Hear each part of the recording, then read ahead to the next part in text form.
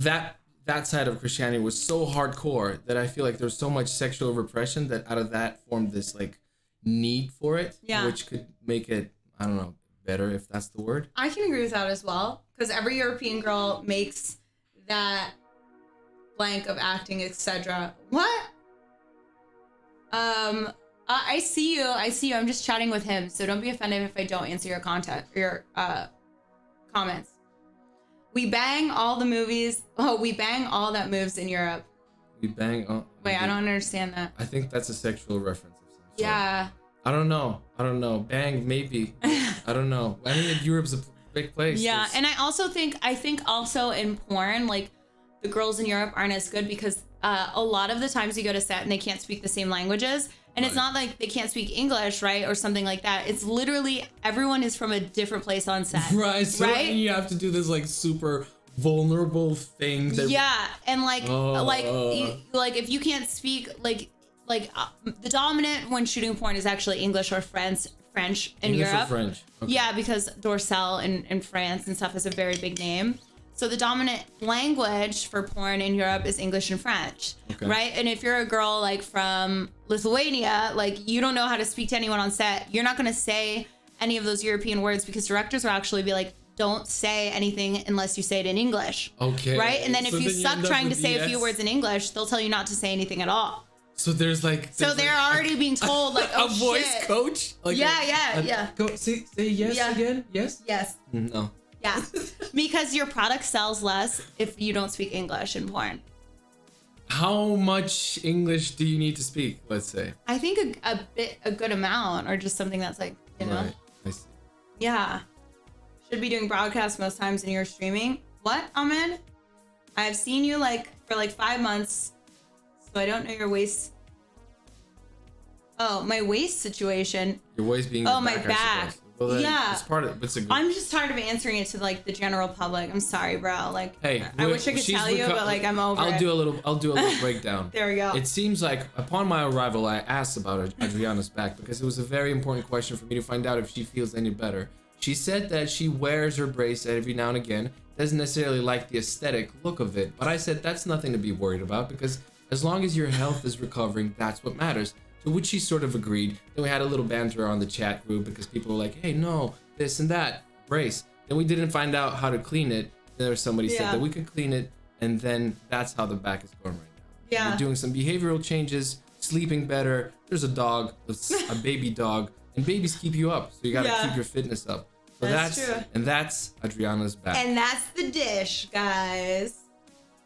Did a comment on Emily Rhodes' book page 6 and 7. William, a sea captain. Wait, what? I don't know what you're saying. Did you comment on Rhodes' book? Wait a minute.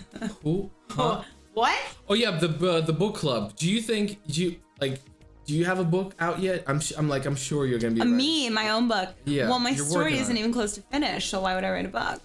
Thank you very much. A lot of people get like very good. I want to write a book from the knowledge of an older person, but you don't know have to and also, you're more eloquent with your words, right? But you don't have also to have an autobiographical book about like your entire life at this stage. You can write about stuff. You don't just necessarily. Bits and pieces. It's not like a definitive, but but there is a bit like, hey, here's my life, dude. You're 25. Yeah, and I also think like I would rather look back at my life and know what I want to actually share, the deep personal things ingrained in writing forever, with the knowledge of being older and being able to look back on those moments, right? Like, because I look back at a lot of moments and I'm like, shit, I shouldn't have shared that. I shouldn't have done that, you know? I see. So just because you're developing your accountability of what's to share and what's not to. Yeah, this year I'm learning what's important to withhold from people. Like, boundaries. I never guarded myself. Because in porn, like being all open and stuff is a good thing. While on social media and streaming, right? With this new audience, it's not a good thing because even your things can be clipped and taken as the wrong way and stuff, or used against you. So I'm realizing like the importance of like not telling everything, right? Okay. And it's also made me feel happier and better. So setting boundaries is what you're... Okay. I set boundaries with my body before I set boundaries with my words and my brain, which was but really now that weird. You're in this new, is in a different area of your now life. I'm 30 and I'm like, I'm a grown-ass woman, bitch. Don't fuck around with me. No one needs to get in my personal shit. I'm fine on my own island with my Hitachi. No shot Arnis is 31. You're 31? I am 31. Oh, nice. Okay, I'm gonna be 32 soon. Wow. It's fine. Do you notice any difference once this age started kicking in? Yes, as soon as I turned 30, I got a thyroid problem. What? My thyroid slowed down and I'm on medication every day. Which bit is the thyroid? Which bit is the thyroid? It's somewhere in here. Okay, what does it respond?